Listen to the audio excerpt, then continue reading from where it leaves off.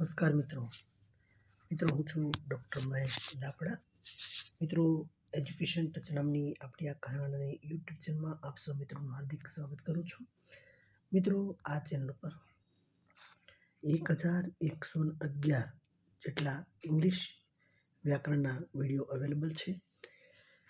મિત્રો, જે વિદ્યાર્થીઓ સ્પર્ધાત્મક પરીક્ષાની તૈયારી કરી રહ્યા છે એવા વિદ્યાર્થીઓ સુધી આ વિડીયો અવશ્ય પહોંચાડજો. 1111 જેટલા અંગ્રેજી વ્યાકરણના વિડીયો અવેલેબલ છે. જે વિદ્યાર્થીઓ ધોરણ 9 થી 12માં અભ્યાસ કરે છે એવા વિદ્યાર્થીઓ માટે પણ આ વિડીયો ખૂબ જ અગત્યના બની રહેશે. તો મિત્રો, આ ચેનલ ત્યાં સુધી પહોંચાડવા આપ સૌ મિત્રોને ખાસ નમ્ર વિનંતી કરું છું. મિત્રો, બીજી વાત એ છે કે આજે સ્પર્ધાત્મક પરીક્ષાની અંદર અંગ્રેજી અને કરંટ અફેર્સ એ પરીક્ષામાં જે સ્પર્ધાત્મક પરીક્ષાઓ છે એનો એક આ ભાગ બની ગયો છે. મિત્રો, કરંટ અફેર્સ અને ઇંગ્લિશ ગ્રામર. તો મિત્રો, આ કરંટ અફેર્સનો આજે 219મો એપિસોડ જ્યારે હું આપને આપું છું ત્યારે મિત્રો હું ખરેખર ખૂબ જ હર્ષની લાગણી અનુભવું છું. મિત્રો, જે વિદ્યાર્થીઓ રાત દિવસ પરીક્ષાની તૈયારી કરે છે એમના સુધી આ વિડીયો અવશ્ય પહોંચાડજો. મિત્રો, બીજી વાત એ છે કે આ ચેનલ પર એટલે કે એજ્યુકેશન ટચ નામની આપણી આ ઘર આંગણાની યુટ્યુબ ચેનલ દર શનિવારે સ્વાતંત્ર્ય સંગ્રામના શૂરવીરો એ શીર્ષક હેઠળ ભારત દેશની આઝાદી માટે જે નરબંકાઓએ પોતાના જીવની આહુતિ આપી છે એવા મહાન ક્રાંતિકારીઓ, એવી મહાન મહિલા વીરાંગનાઓની કથા અહીંયા રજૂ કરવામાં એક ઉપક્રમ છે. દર શનિવારે સ્વાતંત્ર્ય સંગ્રામના સૈનિકો એવા ટાઇટલ હેઠળ અહીંયાથી એક દર શનિવારે એપિસોડ હું પ્રસ્તુત કરું છું. તો એ એપિસોડ પણ મિત્રો આપણા નવી પેઢી સુધી પહોંચાડવા આપ સૌ મિત્રોને ખાસ વિનંતી છે. અને એ બાને આપણે મા ભારતીનું ઋણ અદા કરવાનો એક નાનકડો પ્રયાસ આપણે સૌ કરીશું.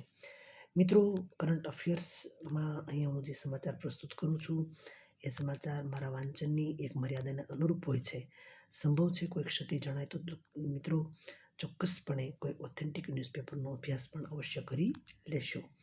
ચાલો દોસ્તો, ટોપ 10 સમાચારમાં એક નજર કરીએ તો રાહુલ દ્રવિડને પારાદીપ ફોસ્ફેટના બ્રાન્ડ એમ્બેસેડર તરીકે પસંદ કરવામાં આવે છે. આપણા ભૂતપૂર્વ ક્રિકેટર એવા રાહુલ દ્રવિડને પારાદીપ ફોસ્ફેટના બ્રાન્ડ એમ્બેસેડર તરીકે નિયુક્ત કરવામાં આવેલા છે. મિત્રો, શીતલ દેવીને સક્ષમ આંતરરાષ્ટ્રીય પ્રતિયોગિતા માટે પસંદ કરવામાં આવે છે, જે પ્રથમ ભારતીય પેરા એથ્લેટ છે. શીતલ દેવી, જેને સક્ષમ આંતરરાષ્ટ્રીય પ્રતિયોગિતા માટે પસંદ કરવામાં આવ્યા છે અને તે પ્રથમ ભારતીય પેરા એથ્લેટ છે. મિત્રો, તાજેતરમાં જ પ્રથમ વીજળીથી ચાલતા રોકેટનું નામ વાયુપુત્ર, ભારતના પ્રથમ વીજળીથી ચાલતા રોકેટનું નામ શું રાખવામાં આવ્યું છે? તો કે વાયુપુત્ર નામ રાખવામાં આવ્યું છે. ખાસ આ નામ યાદ રાખશો મિત્રો.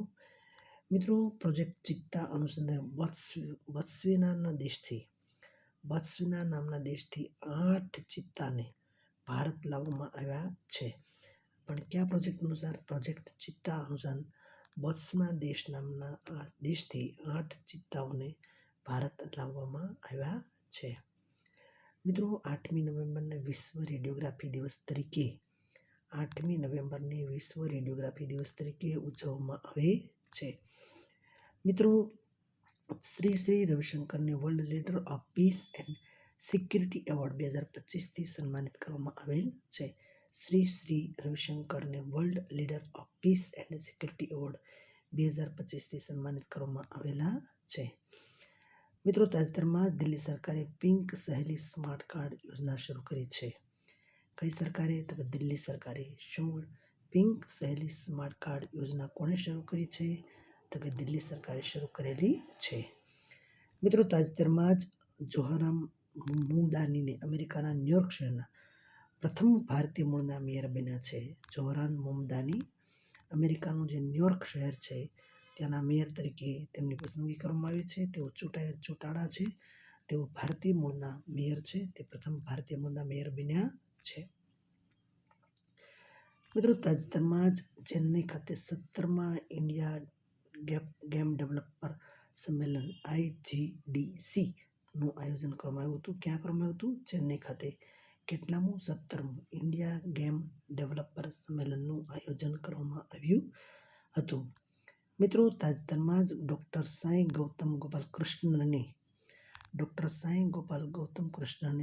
ગૌતમ ગોપાલકૃષ્ણને મનોહર પારીકર યુવા વૈજ્ઞાનિક પુરસ્કાર 2025થી સન્માનિત કરવામાં આવેલા છે. ડૉક્ટર સાંઈ ગૌતમ ગોપાલકૃષ્ણને મનોહર પારીકર યુવા વૈજ્ઞાનિક પુરસ્કારથી તેઓને સન્માનિત કરવામાં આવેલા છે. મિત્રો, આ સાથે આપણે ટોપ 10 સમાચાર અહીંયા પૂર્ણ કરીએ છીએ. મિત્રો, ફરી એકવાર આપ સૌ દોસ્તોને ખાસ નમ્ર વિનંતી કરું છું કે મિત્રો, એજ્યુકેશન ટચ નામની આપણી આ ઘર આંગણાની યુટ્યુબ ચેનલ પર 1111 જેટલા ઇંગ્લિશ વ્યાકરણના વિડીયો અવેલેબલ છે. તો આ વિડીયો વધુમાં વધુ શેર કરશો અને વધુ વિદ્યાર્થીઓ સુધી પહોંચાડજો.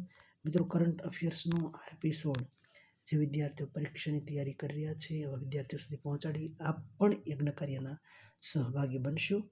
અને દોસ્તો, આ ચેનલ પર એટલે કે એજ્યુકેશન ટચ નામની આપણી આ ચેનલ પર દર શનિવારે એવરી સેટરડે સ્વાતંત્ર્ય સંગ્રામના શૂરવીરો એની કથા, એની ગૌરવ યાત્રા, એની શૌર્ય યાત્રાને પ્રસ્તુત કરવામાં આવે છે.